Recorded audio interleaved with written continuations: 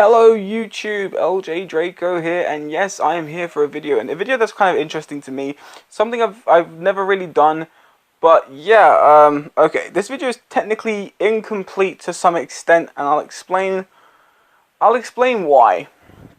I was gonna wait until I could complete what I needed to do. Alright, so, as you can tell by the title on the thumbnail, I did a 3-movie day of Shield and Sword Day, if that makes sense. So it was movies to do with shields and swords. Kind of self-explanatory, really. And this consisted of Braveheart, Gladiator, and Kingdom of Heaven. So on day 1 I watched Braveheart, and these are all first-time watches, by the way. Braveheart is an actually really incredible movie, very powerful, historically inaccurate in many aspects, but still a fantastic, enjoyable movie. I'm now a big fan of Mel Gibson. I loved him in What Women Want. I loved him in Edge of Darkness. I loved him in Get the Gringo, or How I Spent My Summer Vacation. The Lethal Weapon movies are all-time my favourite Mel Gibson performances. I don't know, I really actually enjoyed him in Braveheart. I mean, the accent was a bit wobbly, but you can get past it, considering there was a lot of beautiful visual shots and some really awesome action sequences. Very violent, which I kind of like, because back then it was gruesome. There was no justice system, like not like we have today. I mean, okay, yeah, you got hanged and stuff, but I mean, like, between clans and groups, it was just do what you can. Yeah, so Braveheart was a fantastic movie. I love the nice blue tint to the whole film, that kind of like light greyish blue tint they gave. It gave an era of flashback time instead of story. And also, I really like the ending. I think I'm not gonna spoil it for anyone who hasn't seen it, like me recently myself hadn't seen it before now. But I think the ending and the things that were said towards the end is probably one of the most powerful moments in movie history. You know, it's about not backing down, and that's what I like. Second day was Gladiator, which a Ridley Scott film, which I think is so much better than Braveheart. I could not stand Russell Crowe either. I couldn't tolerate the man until Gladiator, and damn. But not just him, his performance, but yet again the visuals, the action, the story alone was bloody. And Joaquin Phoenix, do you know what? I am so looking forward to that man playing a form of Joker in the new upcoming DC Joker movie. But damn, like, a just really awesome movie. I love the Colosseum battles. I love all the action sequences. The story, yet again, is just amazing. And just, yeah, it blew me away. So, I mean, starting off, both really good films that I actually really enjoyed. Third day, we got to Kingdom of Heaven. Now, I was watching the director's cut, and I was like, yeah, you know, this is, so far, it's pretty good. Got a great cast. You got Liam Neeson, Orlando Bloom, Michael Sheen. You got the guy that plays Gene Hunt in Life of Mars. You've got Jeremy Irons. You've also got the guy that plays Professor Lupin in Harry Potter, and the king from Dragonheart, which I always forget his name, which I shouldn't, because he's a fantastic actor. You know, and you just got, like, all these people. And you've got Jaime Lannister in it from Game of Thrones. And I was like, yeah, this is a really good cast. And so far, from what I thought, was a really good movie. And I got up to this scene where there's going to be negotiations met by the Crusade and the Muslims. And I was like, okay, yeah, awesome. So I paused it and I said, wow, it's coming to an end then, because it's been about an hour and a half and it's going to come to an end soon. Clicked on the info button. 3 hours and 8 minutes. No, I turned it off. I mean, it wasn't a bad film. There is just no way in hell I'm gonna sit through that kind of a film. I mean, considering the first two were only about an hour and a half to 2 hours long, there was no way in hell I was gonna sit through that for another hour and a half plus whatever.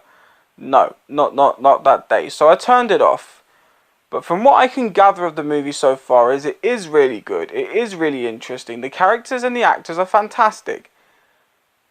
I just don't think sitting there for 3 hours and 8 minutes is something I want to do for a film like this, especially for a first time watch, you know.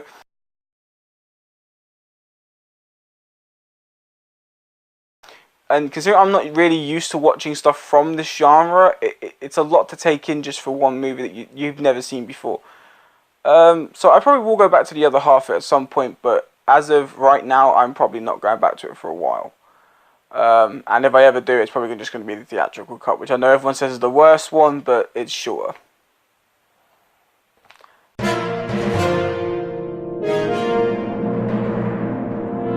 And, okay, so this is completely not Shield and Sword topic, but I did watch another movie for the first time recently, and it is Mad Max. Now, I have a lot to say about this film.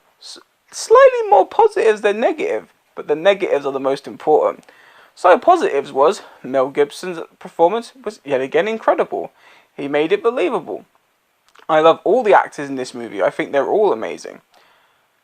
I love, yet again, the really awesome action sequences and the chase sequences, the scenery. I do, to some extent, like the score. And I say to an extent with very minimal amount of enthusiasm. Now, that's just the positives. Now, here comes all the negatives. The story makes no sense halfway through, because it starts off as this really cool post-apocalyptic kind of world, then it cuts to a romance kind of thing, then it cuts to police chases, then it cuts to crime, then it cuts to romance. It's just there is no sequence that follows in to a story. It's just chop 1 minute, chop another minute, chop 1 minute, chop another minute, chop 1 minute, and you're trying to catch up and you can't, and it sucks. The second issue that I have is the overuse of music in this movie. And anyone who says, oh, well, I find it quite fitting, you are wrong. I'm sorry. There was this, I'm not going to spoil what the scene was about, but there was a scene where two, like, paramedics or a doctor and a nurse were talking about something quite serious, and they were playing this overly heavy action track over it. There wasn't even any action. It was just two, and you couldn't hear them talking properly, and all you could hear was boom, boom, boom, boom, boom, boom, boom, boom, boom, boom, and it's like, why? Nothing's happening. What the fuck's your problem? It's over you, and then even in like the most like serious scenes where Max is talking to his wife, they're having a nice discussion, and all you can hear over them is.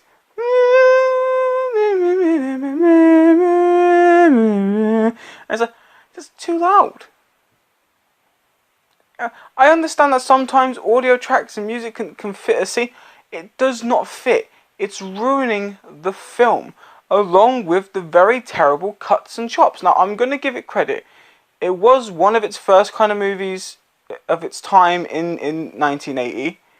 So I can give it some credit that, you know, as it was its first type of movie, it was more for the visuals than it was the sound. No one really cared about the story, what was going on. More people just cared about the awesome car chases, the explosions, the gruesome scenes, and all that shit. But as a movie fan, and trying to get something from every aspect of what a movie can offer, from its score, from its acting, from its visuals, from trying to act everything, and you're just chopping and cutting and throwing loud music on top of it, it just makes it into a terrible, terrible film. So, for me personally, I'm never going to watch that film again. I really couldn't stand it. I mean, it had its great moments, and the worst bit about it is I could gladly watch this again with the audio off and feel just as happy. Like, I could be more happier with no audio at all. Which isn't fair, because some of the actors in this movie had some really funny, great lines, and I liked them. But it's just so hard to hear over a heart. And the ending is another thing that pisses me off. There was no warning. No warning whatsoever. Ugh. Ugh. To me, personally, and yet again, I don't want to hear anyone in the comments turn around and go, maybe it's just your younger generation doesn't appreciate bullshit. Because if I've enjoyed bloody Braveheart, if I've enjoyed Goodfellas, if I've enjoyed The Godfathers, well, Godfather 2 mostly, if I've enjoyed all these older, Psycho, I absolutely loved. So it's nothing to do with my age. It's nothing to do with my generation. It's to do with people not putting as much love into a movie as they thought they could. And as I said, I'm not being harsh. I mean, I know a lot of people really love this movie, and I can understand in every aspect why you would love this movie. It does have a lot to offer. But for me, personally, they went way too overboard with a lot of the stuff that they did. And I really hope that one day someone can correct all that. Turn the volume up on the actors. Let us hear what they're actually freaking saying. Lower the music down behind them, or just get rid of it entirely. And fix the chops, you know, don't make it look... Because I said, it was really stupid. Like, 1 minute they're in the middle of a chase, and then it just cuts to something else happening that has no sense to do with what's going on. And it just ridiculous. Ridiculous. Oh, man, I really couldn't stand it. I watched it to the end, and I was just like... I said the ending peed me off the most. I was like, really? That's the end. Wow, I wasn't even excited. Most people at the ending of a movie, they go like, yeah, that was really awesome. I was just like, no surprise, the film was just as bad. But it's so freaking terrible. I'm so happy that I spent only £5 on it, because if I had spent any more on that Blu-ray, I would have felt like I was robbed. It's not even a joke. I genuinely would feel like I was robbed if I'd spent any more. It really broke me down to know that this movie that people class as this ultimate classic, to me personally, didn't live up to its expectations, and that sucks, because I was really hoping to like it. I was looking forward to liking it, and I just don't. So, it's my first Scream Factory, therefore I will keep it, but it's never going to really get watched again, which is always a shame. It's always a shame when that happens. But yeah, anyway, if you enjoyed this video and previous video, don't forget to strike the like for future videos. And if you're new to my channel and only seen a couple of my videos, click the subscribe button down below. Surely appreciate it. Anyway, take care, you wonderful, wonderful people. I shall see you next time. Bye.